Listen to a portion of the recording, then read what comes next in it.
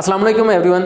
आज हम बात करेंगे गूगल प्ले कंसोल के दी मोस्ट इग्नोर्ड और हाईली इनइफेक्टिवली यूज्ड फीचर की, और वो फीचर है मेरा फेवरेट कस्टम स्टोर लिस्टिंग्स।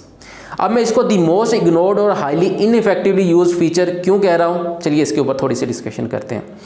अब नॉर्मली क्या देखा गया है कि लोग क्या करते हैं कि वो जब भी अपनी कस्टम स्टोर लिस्टिंग सेटअप करने लगते हैं वो एक चीज़ भूल जाते हैं, और मे बी वो चीज़ अब मैं जब बात करूंगा उसके बाद काफ़ी लोगों को पता चले। वो ये है कि आपकी जो कस्टम स्टोर लिस्टिंग्स हैं वो ऑटो ट्रांसलेट नहीं होती। आपकी जो मेन स्टोर लिस्टिंग्स हैं वो ऑटो ट्रांसलेट हो जाती हैं। सपोज करें एक आपका यूज़र है मराठी लैंग्वेज का, आपने मराठी के अंदर अपनी मेन स्टोर लिस्टिंग ट्रांसलेट नहीं किया हुआ, लेकिन जब यूज़र अपनी डिवाइस के अंदर मराठी लैंग्वेज यूज़ करेगा तो गूगल क्या करेगा, आपकी मेन स्टोर लिस्टिंग को उस पर्सन के लिए लोकलाइज्ड एक्सपीरियंस देने के लिए उसको ऑटो ट्रांसलेट कर देगा। बट सपोज करें आपके पास दो केसेस आते हैं। एक केस आपने इंडिया को सेपरेटली टारगेट किया हुआ है वाया टारगेटिंग अ कंट्री। अब क्या होगा कि जब भी कोई यूज़र इंडिया से आपके लैंडिंग पेज को विजिट करेगा तो उसके लिए आपकी वो जो कस्टम स्टोर लिस्टिंग है जो कि आपने इंडिया के लिए सेटअप की है वो शो होगी। अब केसेस इसके देखते हैं। आपने लैंग्वेजेस ऐड की थी कि मैंने लैंग्वेज ऐड कर दी, सपोज इंग्लिशेस ऐड की और हिंदी ऐड की, तमिल तेलुगु और मे भी गुजराती ऐड कर दी, लेकिन मैं मराठी ऐड करना भूल गया। अब मराठी का कोई यूज़र आएगा तो उसके लिए वो लिस्टिंग ऑटो ट्रांसलेट नहीं होगी। लेकिन यही केस अगर आपकी मेन स्टोर लिस्टिंग का होता तो वो ऑटो ट्रांसलेट हो जाती, जिस तरह मैंने अभी पहले भी बताया। एक तो ये चीज़ है। अब सपोज करें हम आते हैं अपने कीवर्ड्स वाली लिस्टिंग के ऊपर। जब आप कीवर्ड्स को टारगेट करते हो तो कीवर्ड्स के केस में हम ये भूल जाते हैं चेक करना कि कौन कौन सी कंट्रीज़ के अंदर इस कीवर्ड की रिसर्च जो है वो सर्च ज़्यादा है, ट्रैफिक ज़्यादा है। जब उसकी ट्रैफिक नहीं देखते तो वहाँ की फिर हम फर्दर लैंग्वेजेस भी नहीं देखते कि वहाँ का जो यूज़र है वो किस किस लैंग्वेज के अंदर जो है वो ये वाली जो चीज़ है वो सर्च करेगा। तो वहाँ फिर अगेन हम जो है वो लोकलाइज्ड एक्सपीरियंस प्रोवाइड नहीं करते यूज़र्स को, ठीक है। तो वहाँ पे भी फिर यूज़र के लिए वो जो एक हमारा डिफ़ॉल्ट लैंग्वेज वाला नैरेटिव बिल्ड किया होता है हमने अपनी कस्टम लिस्टिंग के अंदर भी, वो उसको भी वही शो हो रहा होता है। तो वो उसके लिए एक टोटली मिसमैच्ड चीज़ होती है। तो इसलिए ये हाईली इनइफेक्टिवली यूज चीज़ है। और जो तीसरी चीज़ हम करते हैं वो ये करते हैं कि हमारी जो मेन स्टोर लिस्टिंग है उसके तमाम एलिमेंट्स एज इट इज़ उठा के अपनी कस्टम स्टोर लिस्टिंग के अंदर डाल देते हैं। हमारा जो मेन पर्पस होता है वो सिर्फ कस्टम स्टोर लिस्टिंग सेटअप करना होता है। हम ये नहीं देखते कि ये वाली जो लिस्टिंग है बेसिकली हमारा क्या जो पर्पस है उसको सॉल्व करेगी, हमारी क्या प्रॉब्लम है उसको सॉल्व करने जाएगी।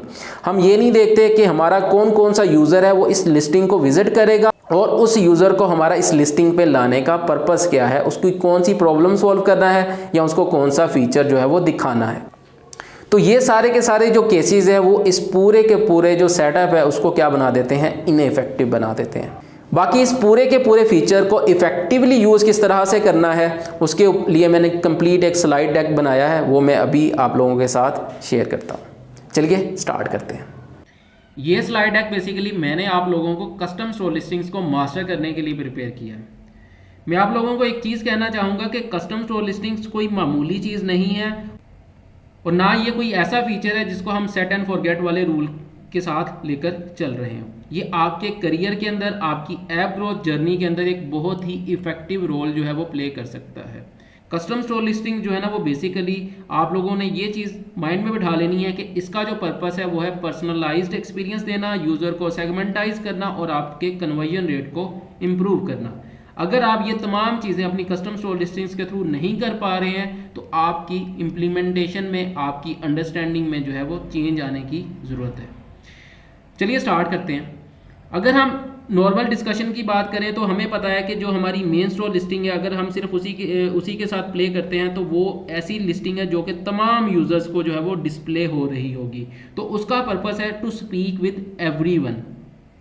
और जो हमारी कस्टम लिस्टिंग्स हैं उसका पर्पस होता है स्पीक टू समवन स्पेसिफिक। और इसमें आप सपोज करें अगर आप गेमर्स की एक कम्युनिटी को टारगेट कर रहे हैं तो आप स्पेसिफिक गेमर्स की कम्युनिटी को टारगेट करने के लिए कस्टम स्टोर लिस्टिंग जो है वो सेटअप करेंगे। अगर आपकी ऐप के अंदर किसी ट्रैवलर्स को टारगेट करने का फीचर मौजूद है तो आप जो है वो ट्रैवलर्स के लिए जो है वो स्पेसिफिक कस्टम स्टोर लिस्टिंग जो है वो सेटअप कर सकते हैं। इसी तरह आप क्या कर सकते हैं, अपनी ऐप के किसी इनएक्टिव यूजर्स को भी अगर टारगेट करना चाहो तो कर सकते हो। अगर number of custom store listings की बात करें तो पहले 5 होते थे, लेकिन अब आप 50 कस्टम स्टोर लिस्टिंग्स भी सेटअप कर सकते हैं। अगर हम ओवरऑल टारगेट्स की बात करें, कंट्रोल्स की बात करें जो कि हमारे पास कस्टम स्टोर लिस्टिंग्स में होते हैं, वो 4 तरह के कंट्रोल्स होते हैं जो कि एक हमें ओवरव्यू में नज़र आ रहे होते हैं कि 4 है, लेकिन वो 4 नहीं है। आप लोगों को ये चीज़ अंडरस्टैंड करनी है कि वो 4 नहीं है, वो 4 से ज़्यादा हैं। 4 से ज़्यादा कैसे हैं उसके ऊपर बाद में बात करते हैं, लेकिन पहले देख लेते हैं कि वो है कौन कौन से। अगर आप टारगेटिंग की बात करो तो आप कंट्री और किसी स्पेसिफिक रीजन को टारगेट कर सकते हो, आप यूज़र स्टेट को टारगेट कर सकते हो। यूज़र स्टेट से मेरी मुराद है आपका इनएक्टिव यूज़र, और जिसमें आपका लैप्स्ड और चर्न्ड यूज़र है, और साथ ही साथ आपकी प्री रजिस्ट्रेशन हो सकती हैं। इसी तरह आपकी कैंपेन्स के अंदर अगर आप कोई स्पेसिफिक एड ग्रुप के लिए कोई कस्टम स्टोर लिस्टिंग करना चाहते हो तो स्पेसिफिक एड ग्रुप आईडी के अगेंस्ट आप एक कस्टम स्टोर लिस्टिंग सेटअप कर सकते हो, और साथ ही साथ अपनी सर्च टर्म्स के अगेंस्ट भी जो है वो अपनी कस्टम स्टोर लिस्टिंग सेटअप कर सकते हो। किसी रेफरल के लिए अगर आपने कोई स्पेसिफिक यूआरएल क्रिएट किया तो उस यूआरएल के लिए भी आप क्या कर सकते हो, अपनी कस्टम स्टोर लिस्टिंग सेटअप कर सकते हो, और उस अपनी जो रेफरल कैंपेन है या आपके कोई भी ऐसा रेफरल प्रोग्राम चल रहा है उसकी इफेक्टिवनेस भी मेजर कर सकते हो। अब बात करते हैं कि हमारे पास असल में कौन कौन से जो है वो केसेस बिल्ड हो रहे होते हैं। उसके लिए मैंने एक ये सैम्पल डॉक्यूमेंट जो कि हम पहले भी यूज़ कर रहे हैं उसी के अंदर एक चीज़ ऐड की है कि सपोज करें आप एक कस्टम स्टोर लिस्टिंग सेटअप करते हो जिसमें आप किसी कंट्री या रीजन को टारगेट करते हो, ठीक है। अब आपने सपोज हमने बात कर ली इंडिया की, यहाँ पे आपके पास लैप्स्ड और चर्न्ड यूज़र्स के लिए भी एक सेपरेटली लिस्टिंग सेटअप हो सकती है, जिसमें हम सिर्फ लैप्स्ड और चर्न्ड यूज़र्स की बात करेंगे। प्री रजिस्ट्रेशंस भी हो सकती हैं। प्री रजिस्ट्रेशंस को मैं अभी फोकस में नहीं ला रहा हूँ क्योंकि नॉर्मली हम वो ऐप्स जो कि पब्लिश होती हैं उनके ऊपर काम कर रहे होते हैं, तो इसलिए मैं सिर्फ लैप्स्ड और चर्न्ड यूज़र्स को फोकस में रखूँगा। बट आपने माइंड में रखना है कि आप प्री रजिस्ट्रेशंस के लिए भी बना सकते हैं। अच्छा, आपने सपोज किया अपने इनएक्टिव यूज़र्स के लिए एक लिस्टिंग बना ली, ठीक है। तीसरी लिस्टिंग आप सेटअप कर सकते हो जिसमें स्पेसिफिकली इंडिया हो, यानी कंट्री एक टारगेट हो, और साथ ही साथ उसके कोई लैप्स्ड और चर्न्ड यूज़र हो, तो मतलब inactive user of India, inactive users of India, ठीक है। इसके लिए आप एक लिस्टिंग सेटअप कर सकते हो। तो ये आप देख सकते हैं कि एक ही फीचर के अंदर आप 3 तरह की लिस्टिंग सेटअप कर सकते हो। एक लिस्टिंग जो कि पूरी की पूरी कंट्री को टारगेट करेगी, एक लिस्टिंग होगी जिसमें आप सिर्फ इनएक्टिव यूजर्स को टारगेट करोगे, और तीसरी लिस्टिंग्स होगी जिसमें inactive users of that particular country आप क्या कर रहे होगे, टारगेट कर रहे होगे, ठीक है। जो हमारे पास चौथी लिस्टिंग्स है वो एड ग्रुप्स के लिए आ जाएगी, और इसी तरह सर्च टर्म्स के लिए, सर्च टर्म्स के साथ एक और जो चीज़ मैं आपको सजेस्ट करना चाहूँगा वो करना चाहूँगा कंट्री। आपने सर्च टर्म्स के साथ कंट्री को ऐड लाजमी करना है, ठीक है। और इसी तरह आपके यूआरएल्स के लिए भी आप सेपरेट कोई कैंपेन जो है वो सेटअप कर सकते हो। यूआरएल्स के नेम क्या रखने हैं, उसके क्या रूल्स होते हैं वो आप देख लीजिएगा, वो वही same upper case lower case वाले जो रूल्स होते हैं वो सेम रूल्स इधर भी अप्लाई होते हैं, तो इसलिए ये कोई ज़्यादा इफेक्टिव डिस्कशन नहीं होगी, मैं मेन जो चीज़ें उन्हीं के ऊपर बात कर रहा हूँ। अच्छा, अब सपोज करें आपके पास ये इतनी तरह की जो लिस्टिंग्स बन गई हैं, तो आपका जो लिस्टिंग की टाइप्स है वो अब 4 नहीं रही, बल्कि वो कितनी हो गई हैं, 6 हो गई हैं, ठीक है। याद रहेंगी आप सबको। फिर इसके बाद कौन सी लिस्टिंग टारगेट करोगे, कौन सी कंट्री किधर होगी, क्या केसेस बनेंगे, और आप क्या ऑर्डर सेटअप कर रहे होगे, उसके ऊपर डिस्कशन हम थोड़ा बाद में करते हैं। पहले हम इन चीज़ों को जो है वो अभी यहाँ तक होल्ड करके रखते हैं अपने माइंड में कि हमारे पास इतनी तरह की लिस्टिंग्स जो है वो सेटअप हो सकती हैं, ठीक है। अब सबसे पहली बात करते हैं किसी स्पेसिफिक रीजन के लिए, कंट्री या स्पेसिफिक आप बात करें कंट्री की, तो हम उसको अगर टारगेट करने चाहें तो वहाँ पे क्या करना है। तो आपने ये चीज़ माइंड में रखनी है कि जब भी आप किसी मार्केट को टारगेट करोगे तो मार्केट को टारगेट करते हुए आपने पहले तो उस मार्केट के डायनामिक्स को अंडरस्टैंड करना है। ऐसा नहीं करना है कि मैं अपनी मेन स्टोर लिस्टिंग्स के एलिमेंट्स को कॉपी करूं और वहाँ पे अपनी कस्टम स्टोर लिस्टिंग जो है वो सेटअप कर दूं। मुझे ये काम बिल्कुल भी नहीं करना है, ठीक है। मुझे अगर किसी कंट्री के लिए लिस्टिंग सेटअप करनी है तो मैं वहाँ के जो है वो बहुत सारी चीज़ों को देखूंगा, मैं वहाँ के फैशन ट्रेंड्स को देखूंगा, मैं वहाँ के लोगों के ओवरऑल बिहेवियर्स को स्टडी करूंगा, मैं वहाँ के नॉर्म्स को स्टडी करूंगा, मैं वहाँ की लैंग्वेजेस देखूंगा कौन कौन सी हैं। मुझे वहाँ की लैंग्वेजेस के लिए अपनी लिस्टिंग को जो है वो सेटअप करना पड़ेगा। आपकी जो कंट्री के लिए टारगेटिंग कर रहे होगे तो कंट्री के लिए आपकी जो वहाँ सबसे ज़्यादा बोली जाने वाली लैंग्वेज है, आप उसके अकॉर्डिंगली अपनी डिफ़ॉल्ट लैंग्वेज सेटअप करोगे। ऐसा नहीं है कि इंग्लिश को ही अपनी डिफ़ॉल्ट लैंग्वेज सेटअप कर देंगे, ये काम आपने बिल्कुल नहीं करना है। अगर मैं आपको एक मतलब आजकल अगर सबसे ज़्यादा चलने वाली जो ऐप है वो टिकटॉक है। अगर मैं आपको टिकटॉक का लैंडिंग पेज दिखाऊं तो आप देखकर हैरान रह जाएंगे कि इन्होंने अपनी जो है वो सेटअप किस तरीके से किया। आप ये देख सकते हैं कि मैंने टिकटॉक का जो है लैंडिंग पेज ओपन किया हुआ है और वहाँ पे ऊपर मैंने टॉप पे क्या किया हुआ है, पाकिस्तान को ऐड किया है। ठीक है, कंट्री मैंने सेटअप कर दी पाकिस्तान। आप पैकेज नेम देख लीजिएगा, पैकेज नेम यहाँ पे भी जो मैंने ओपन किया वो सेम होगा। अब क्योंकि वो लोड होने को टाइम लेगा तो चलिए तब तक यहाँ पे डिस्कशन कर सकते हैं। अब यहाँ पे आप इसका टाइटल चेक करें, टाइटल सेटअप है जस्ट टिकटॉक। ठीक है, नीचे फीचर्स पे आए तो फीचर्स में आप देख सकते हैं कि फीचर्स में क्या है, सिर्फ एक जेनेरिक उन्होंने अपने डैशबोर्ड के जो है वो सिर्फ एसएस लिए हुए हैं और वहाँ पे अटैच किए हुए हैं। कुछ वीडियोस लगा दी हैं, क्रिकेट से रेलिवेंट है, इसी तरह क्रिकेट से रेलिवेंट एक और भी देखेंगे आप। और यहाँ पे आप देख सकते हैं कि पाकिस्तान की अपनी जो एक लोकल सेलिब्रिटी है उसका भी उन्होंने एक स्नैपचैट जो है वो ऐड कर दिया हुआ है। और ऊपर लगातार इंटरटेनमेंट जो कि हमारी लोकल लैंग्वेज है उसके अकॉर्डिंगली। ठीक है, इसी तरह आप यहाँ पे नीचे इसका शॉर्ट डिस्क्रिप्शन चेक करें तो शॉर्ट डिस्क्रिप्शन में आपको 3 वर्ड्स हैं जो कि नॉर्मली यहाँ पे चल रहे होते हैं। लोग जी वीडियोस को बस अपना टाइम पास करने के लिए यूज़ करते हैं। तो यहाँ पे इनकी जो लिस्टिंग है वो आप हमारे पाकिस्तानियों के माइंडसेट के अकॉर्डिंगली ही जो है वो सेटअप हुई है कि ये लोग टाइम पास करने आएंगे तो इनको टाइम पास करने के लिए चीज़ें दिखाएँ। लेकिन यही चीज़ जब हम जाते हैं यूएस के लिए, ठीक है, तो आप ऊपर बेशक आपने ये चेक कर लीजिएगा, आपका जो यूआरएल है वो सेम है। अच्छा, पैकेज नेम है जो सेम है। अच्छा, यूआरएल के लिए आए तो यहाँ पे आप देख सकते हैं इन्होंने शॉप को स्पेसिफिकली अपने टाइटल का पार्ट बनाया है। सिर्फ यहीं पे नहीं, आप नीचे आए तो आप देख सकते हैं आपका जो 5वां स्क्रीनशॉट है वो शॉप से रिलेटेड है। ठीक है, शॉप ऑन टिकटॉक। क्यों? क्योंकि वहाँ पे लोगों का नैरेटिव जो है वो इस चीज़ से रेलिवेंट है। सेम इसी तरह लाइव वीडियोस के लिए जो है ना उन्होंने पूरा का पूरा अपना एक स्क्रीनशॉट जो है वो डिज़ाइन किया हुआ है। ठीक है, और जैसे ही हम नीचे आते हैं इनकी अब शॉर्ट डिस्क्रिप्शन पढ़ते हैं तो शॉर्ट डिस्क्रिप्शन भी आप उनके में भी नैरेटिव्स के, और जो शॉर्ट डिस्क्रिप्शन है वो भी टोटली यहाँ पे क्या है, डिफरेंट है। तो ये एक चीज़ जो है ना वो हमें क्लियर हो जाती है कि जब भी आपने कस्टम लिस्टिंग्स सेटअप करनी है तो कस्टम लिस्टिंग्स का ये पर्पस नहीं होना चाहिए कि मैं अपने डिफ़ॉल्ट एलिमेंट्स को उठाऊं और तमाम जगह जो है वो वही सेम चीज़ जो है वो दिखाना स्टार्ट कर दूं। फिर वही बात आ जाएगी कि कस्टम स्टोर लिस्टिंग आपने बनाई क्यों है।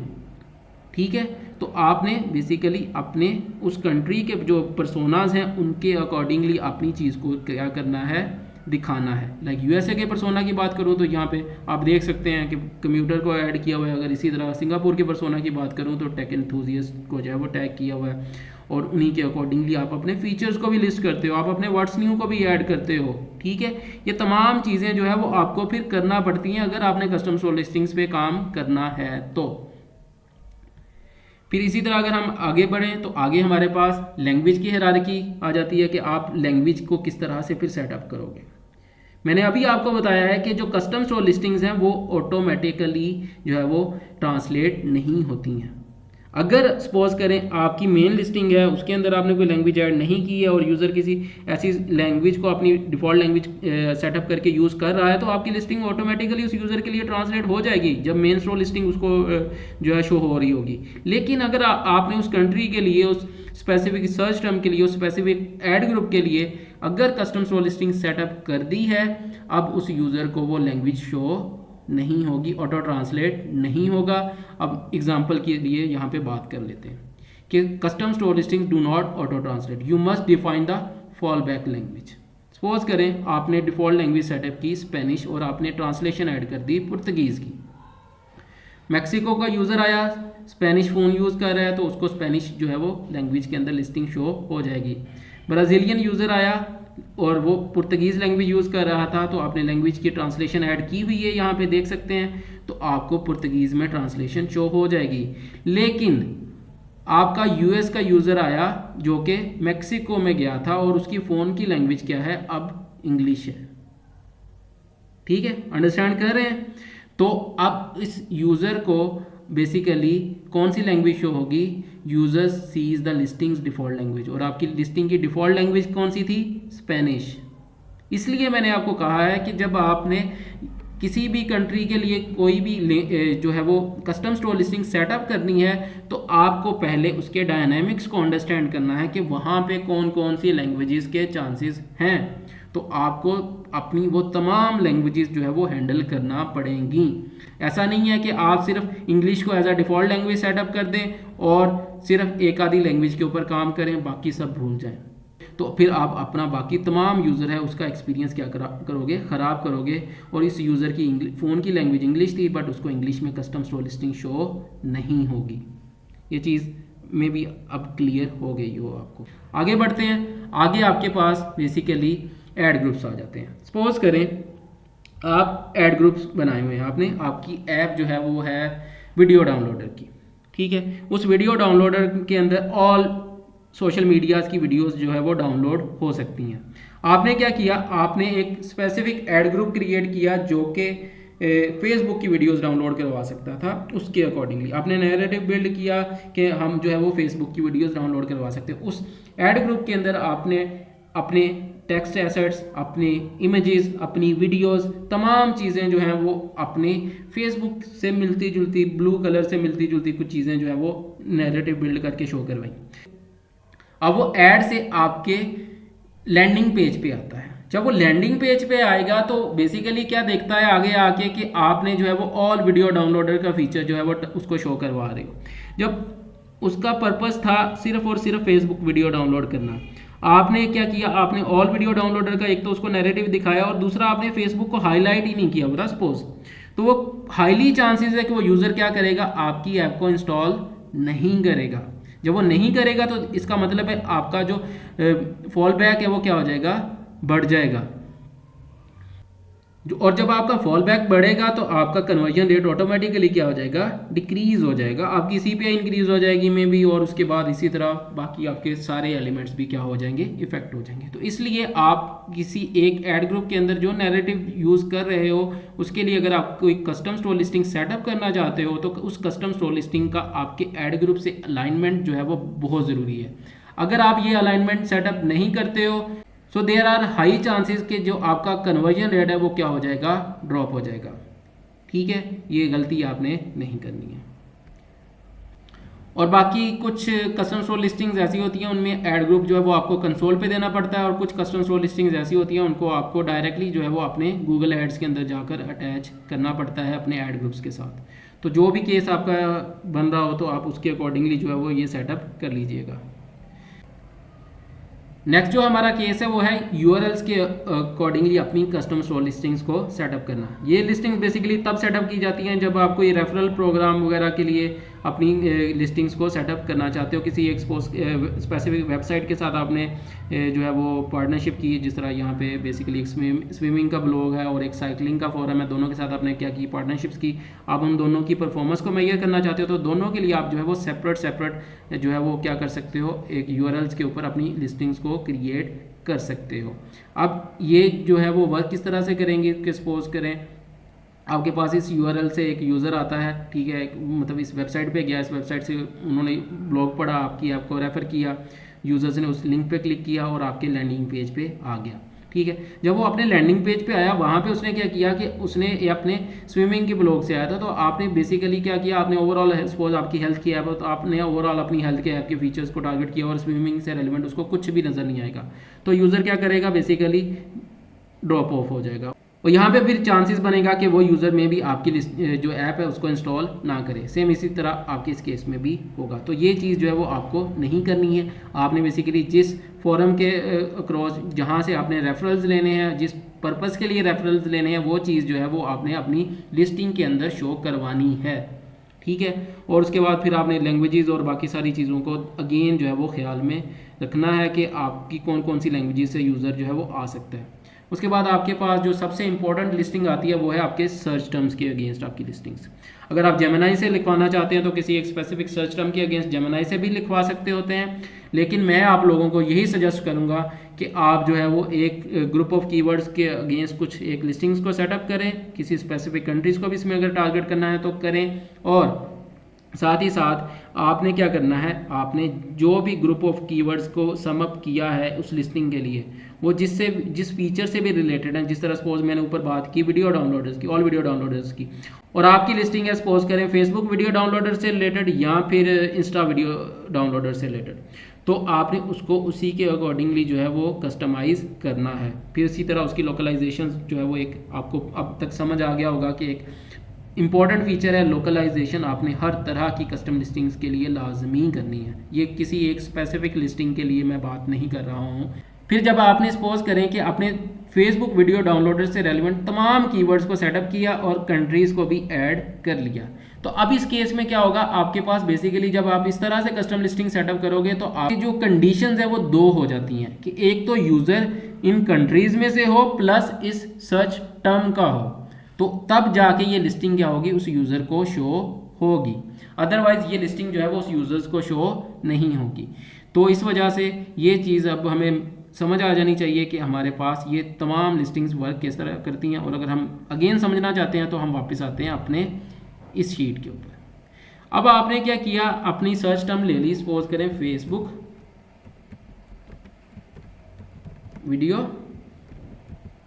डाउनलोडर क्या कीवर्ड प्लस आपका क्या आ गया, कंट्री आ गई सपोज इंडिया। ठीक है, इसको मैं ज़रा इसको भी कैपिटल कर लूँ। ठीक है, ये आपकी एक आईडी के अगेंस्ट आएगी, बेसिकली आईडी आएगी यहाँ पे, और यहाँ पे कोई एक लिस्टिंग का कोई सपोज करें योगा आ गया, सपोज योगा के लिए बना लिया। ठीक है, अब हम ज़रा देखते हैं कि यूज़र हमारा कहाँ कहाँ से आएगा और क्या क्या केसेस जो है वो बनेंगे हमारे पूरे के पूरे। सपोज करें आपका यूज़र है वो इंडिया से आता है, आपका यूज़र यहाँ पे यूज़र का लिख लेते हैं। ठीक है, इंडिया से आया प्लस उसने कीवर्ड सर्च किया वीडियो डाउनलोडर का। ठीक है, और ये वीडियो डाउनलोडर का कीवर्ड जो है वो इस कीवर्ड के आगे फर्दर कुछ इनहेरिटेड कीवर्ड्स भी होते हैं, वो उनके अंदर भी एग्जिस्ट नहीं करता, वो भी आपने देख लेना है। बेसिकली एक कीवर्ड के अंदर फर्दर और इनहेरिटेड कीवर्ड्स भी होते हैं। ठीक है, अब सपोज करें वो आपका यहाँ पे एग्जिस्ट नहीं करता था, यहाँ पे इस केस में। ठीक है, सर्च टर्म्स वाले केस में आपका यूज़र आया इंडिया से और उसने सर्च किया वीडियो डाउनलोडर। ठीक है, और वो यूज़र जो है वो न्यू यूज़र भी है। ठीक है, यहाँ जो भी यूज़र है, सपोज अभी हम वक्ती तौर पे ये यहाँ तक बात कर लेते हैं। ठीक है, अब इस यूज़र को लिस्टिंग कौन सी शो होगी, रिजल्ट उसके लिए रिजल्टेंट क्या होगा, बेसिकली इन टर्म्स ऑफ हम बात करेंगे लिस्टिंग की, तो उसको आपकी 1 वाली लिस्टिंग जो है वो शो हो जाएगी। 1 वाली से मुराद मेरी ये यहाँ से 1 है। ठीक है, यहाँ पे ये 1 2 ये 3 4 5 और 6। ठीक है, तो इसको रिजल्टेंट क्या मिलेगा, आपका 1 वाला। ठीक है, सेम इसी तरह इंडिया का यूज़र था, इसी कीवर्ड से आया। ठीक है, प्लस वो है इनएक्टिव। ठीक है, तो उसको कौन सी लिस्टिंग मिलेगी, अब इस केस में उसको मिलेगी आपकी 3rd वाली लिस्टिंग।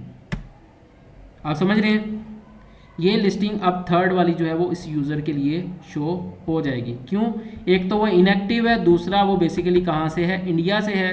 तो आपके दोनों कंडीशंस क्या हो रही हैं, फुलफिल हो रही हैं। जब दोनों कंडीशंस फुलफिल हो रही हैं तो आपकी ये वाली कंडीशन, दोनों कंडीशन जब ट्रू होंगी तो ये वाली लिस्टिंग क्या हो जाएगी, शो हो जाएगी।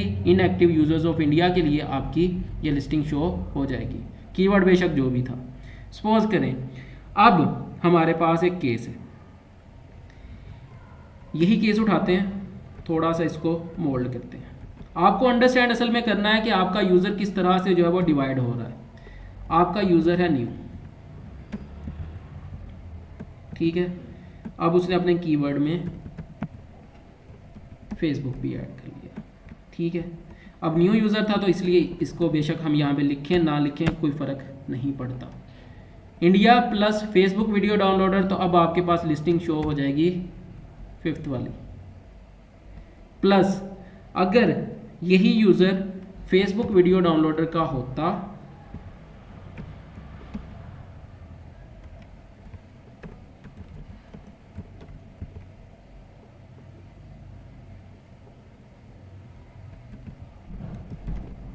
फेसबुक वीडियो डाउनलोडर का होता, प्लस आप कह सकते हैं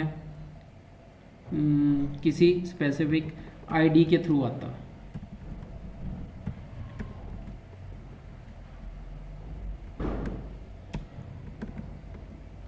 प्लस स्पेसिफिकली कहाँ से आता, किसी आईडी के थ्रू आता। तो यहाँ पे आपके पास डिपेंड करना था कि उसको कौन सी लिस्टिंग शो होगी और कौन सी उसको लिस्टिंग शो नहीं होगी। क्यों? क्योंकि इस केस में यहाँ पे आपके पास ऐड ग्रुप की आईडी आ गई है, आपके पास कीवर्ड भी आ गया है, ठीक है। तो यहाँ पे बेसिकली आपकी जो चीज़ मैटर करेगी वो आपका मैटर करेगा ऑर्डर। अगर आपके पास ये वाला ऑर्डर होता, आपकी ऐड ग्रुप की लिस्टिंग ऊपर होती, आपकी ये वाली लिस्टिंग नीचे होती, तो यहाँ पे क्या होता आपका, या बल्कि प्लस इंडिया भी करते तो तब भी ये चीज़ ज़्यादा वैलिड होती, क्योंकि हमने इंडिया भी ऐड किया हुआ है, ठीक है। चलें एक बार इंडिया के बगैर भी डिस्कस करते हैं। अब इंडिया नहीं है तो यहाँ पे बेसिकली डायरेक्टली फिर 4 वाली आ जाती, लेकिन सेम यही वाला केस होता और इंडिया भी होता, और आपकी जो कैंपेन है वो भी इंडिया को क्या कर रही होती, टारगेट कर रही होती। आईडी है कैंपेन टारगेटिंग इंडिया, ठीक है। तो इस केस में आपके पास बेसिकली ऑर्डर मैटर करता सबसे पहले तो, क्योंकि India plus Facebook video downloader यहाँ पे ट्रू हो रहा है, आईडी प्लस आपका जो इंडिया जो है वो इधर ट्रू हो रहा है, फिर आपके पास आपका जो ऑर्डर है वो मैटर करता, ठीक है। जो आपका ऑर्डर हाई होता वही वाली लिस्टिंग उस यूज़र के लिए क्या हो जाती, शो हो जाती, ठीक है। तो इस तरीके से आपने एक कंप्लीट अंडरस्टैंडिंग जो है वो बिल्ड कर लेनी है कि आपकी कौन सी लिस्टिंग जो है वो किस यूज़र को जो है वो शो होगी, और उसके लिए जितने भी ये सारे केसेस हैं वो आपने अपने माइंड में बिठाने हैं। अदरवाइज आप जो है वो रॉन्ग लिस्टिंग जो है ना वो सेटअप करते रहेंगे, रॉन्ग टारगेटिंग जो है वो करते रहेंगे। नेक्स्ट अगर अब हम बात करें तो ये हो सकता है कि हमारी लिस्टिंग्स को जो है वो हम ग्रुप भी कर सकते हैं, और उसके लिए हम डिफरेंट एसेट्स को अगर मैनेज करना चाहें तो वो आराम से उनसे कर सकते हैं। बहुत सारी चीज़ें जो है वो लिस्टिंग्स के अंदर सेम भी यूज़ हो सकती हैं, जिस तरह टिकटॉक की मैंने एग्जांपल दी तो जो उनका आइकन था वो क्या था, सेम था। सेम इस तरह आपके इनएक्टिव यूज़र्स हैं, इनएक्टिव यूज़र्स को जब आपने टारगेट करना होता है बेसिकली, तो आपने इनएक्टिव यूज़र्स को ये नहीं कहना होता कि ये देखिए मेरी लिस्टिंग है, इस पे आ जाए, मेरी ऐप है, इसको इंस्टॉल करें। तो आपने बेसिकली जब आप इनएक्टिव यूज़र्स को टारगेट करने जाते हो तो आप एक ऐसा नैरेटिव बिल्ड करते हो कि आप उनसे पहली बार बात नहीं कर रहे हो, आप उनसे दोबारा बात करने गए हो और आप उनको कहते हो कि पहले हमारे पास ये था, अब हमारे पास ये भी है, आप वापस आएँ। आप उनको ये नहीं कहते हो कि ट्राई करो, आप उनको कहते हो वापस आओ। आपने बेसिकली वहाँ उनसे जो बात करनी है वो इस तरीके से करनी है कि वो कस्टमर पहले भी आपकी सर्विसेज यूज़ कर चुका है, मुझे उसको अब विन बैक करना है, मुझे उसको दोबारा एक्टिव बनाना है। तो उसके लिए जिस तरह यहाँ पे एग्जांपल दी है कि सपोज करें आप कोई लाइक नेटफ्लिक्स की ऐप है, आप कोई एक सीज़न है किसी यूज़र ने वॉच किया, उसका दूसरा सीज़न वॉच किया, तीसरा किया, चौथा किया, उसके बाद उसने आपकी ऐप को अनइंस्टॉल कर दिया। इसके लिए आपको अपने पहले तो यूज़र को ट्रैक करना पड़ेगा, यूज़र्स को अंडरस्टैंड भी करना पड़ेगा।